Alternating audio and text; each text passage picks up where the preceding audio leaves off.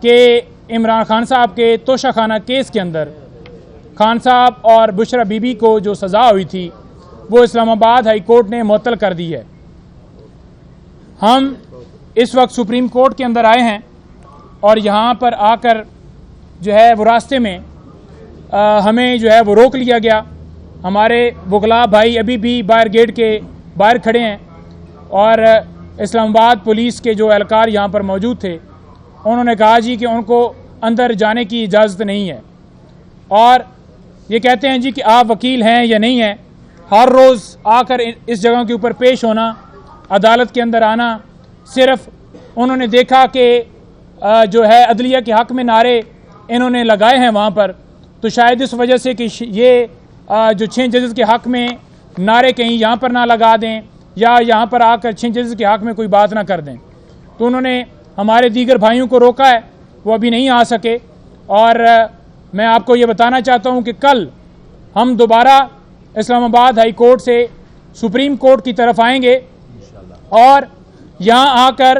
اپنا موقف جو ہے وہ آپ کے سامنے رکھیں گے۔ آج بھی ہمارا موقف کلیئر ہے کہ 7 رکنی بینچ بنایا گیا ہے، تو ہم یہ مطالبہ کرتے ہیں کہ فل کورٹ بنائی جائے، پک اینڈ چوز والا جو معاملہ ہے وہ نہ کیا جائے۔ جب 6 ججز نے سپریم کورٹ کو یہ خط لکھا تھا، سپریم جوڈیشل کونسل کو، تو اس وقت قاضی صاحب کو چاہیے تھا کہ 100 موٹو لیتے ہوئے فل کورٹ بناتے، اور جن ایجنسیوں کے اہلکاروں کی طرف سے دھمکیاں ملی ہیں ان ججز کو، ان کو بھی بلایا جاتا اور یہاں پر لائیو پروسیڈنگز دکھائی جاتی۔ ایسے شخص کو بلا لیا گیا، ایسے شخص کے ساتھ ملاقات کی گئی جو فارم 45 کے مطابق ہارا ہوا ہے، فارم 47 کے اندر دھاندلی کر کے وہ سلیکٹ ہوا ہے۔ اس شخص کو جس کے خلاف ہمیں ججز کے گریوینسز ہیں، انہوں نے کہا کہ انتظامیہ اور ایجنسیوں کی طرف سے مداخلت کی گئی، اور اس کے سب سے بڑے بینیفیشری کون تھے جو اس وقت اقتدار میں بٹھائے گئے ہیں۔ تو اگر چور کو یہ کہا جائے گا کہ آپ چوری کا خود فیصلہ کرو، تو وہ کیا جو ہے وہ میرٹ کے اوپر فیصلہ کرے گا؟ کیا کبھی پاکستان میں ایسے ہوا ہے کہ قاتل کو کہا جائے کہ آپ ہی اس قتل کے اوپر فیصلہ کرو کہ آپ خود کو ہی سزا دو؟ تو کیا وہ خود کو سزا دے گا؟ یہ کیا گیا کہ اس کو معاملہ بھجوایا گیا کہ وہ کمیشن بنائے۔ آج ریٹائرڈ جسٹس نے اس کے اوپر یہ کہہ دیا ہے کہ میں اس کی ذمہ داری لینے سے انکار کرتا ہوں اور میں نہیں کروں گا۔ اس کے بعد اس کے بعد 100 موٹو لیا گیا ہے، اور ہم یہ مطالبہ کرتے ہیں کہ 6 ججز کو انصاف دیا جائے۔ یہ جو ججز کو انصاف دینے کی بات کر رہے ہیں، یہ اس ملک کی عوام کو انصاف کی بات کریں، اس ملک کو انصاف دینے کی بات کریں، کیونکہ اس ملک میں ہمیشہ یہ ہوتا رہا ہے کہ اداروں کی طرف سے مداخلت کی گئی، اور اس کے اوپر نون لیگ ہو یا پیپلز پارٹی ہو،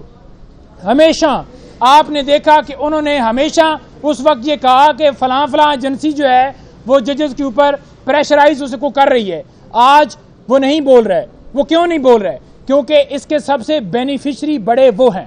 اور اس کے بینیفیشری ہونے کی وجہ سے وہ اس کے اوپر خاموش ہیں اور کہہ رہے ہیں جی کہ کمیشن بنایا جائے گا۔ آئین میں بڑا واضح ہے، انتظامیہ اور عدلیہ 2 الگ الگ ستون ہیں ریاست کے،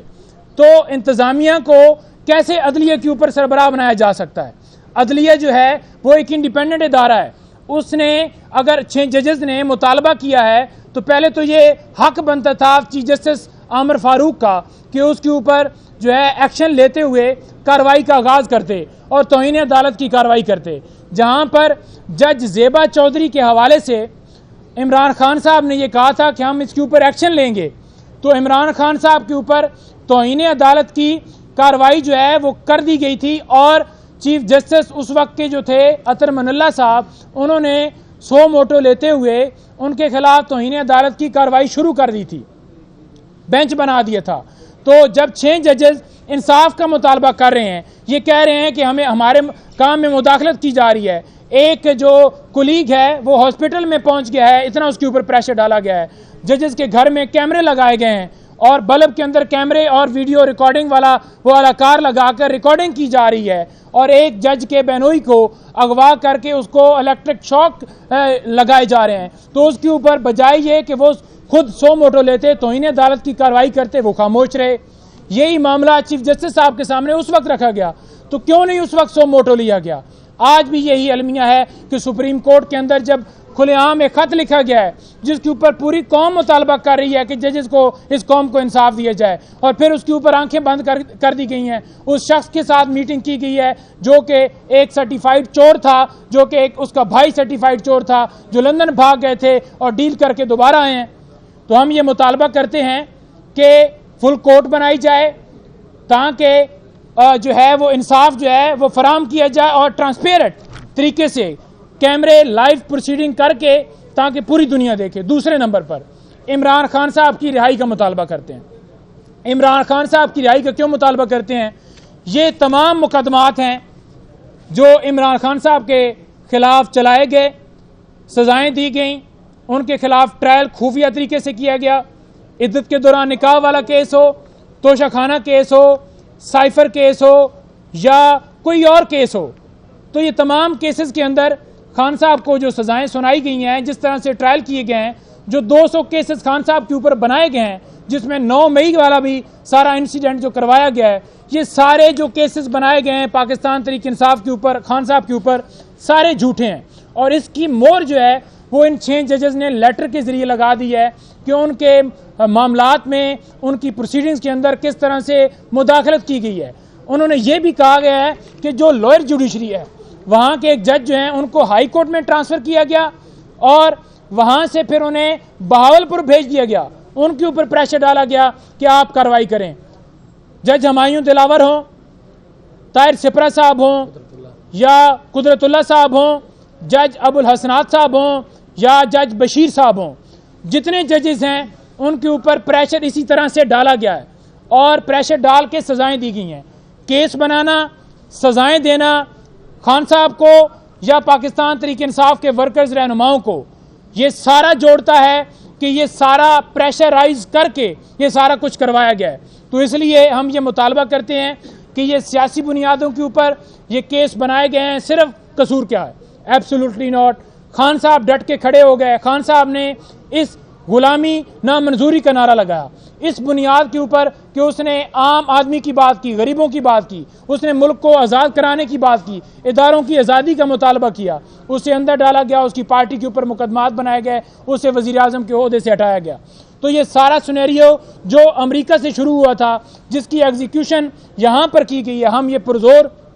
مطالبہ کرتے ہیں کہ خان صاحب، تمام ورکرز، تمام لوگوں کو رہا کیا جائے اور عدلیہ کو انصاف دیا جائے۔ اور تیسرا جو مطالبہ ہے وہ ہمارا یہ ہے کہ عوام کا مینڈیٹ جو ہے، جو چھینا گیا ہے، عوام کا مینڈیٹ جو ہے وہ واپس کیا جائے۔ کل دوبارہ پیدل مارچ ہوگا اسلام آباد ہائی کورٹ سے، اور یہ مارچ جو ہے یہ صرف وکلاء کی حد تک جہاں پر نہیں، یہ پورے پاکستان میں جلسے، جلوس، ریلیاں جو ہے ہونے جا رہی ہیں، اور انشاءاللہ تعالی یہ اس وقت تک جاری رہے گا جب تک اس قوم کو انصاف نہیں دیا جاتا، خان صاحب کو، پاکستان تحریک انصاف کو، اس قوم کو انصاف نہیں دیا جاتا۔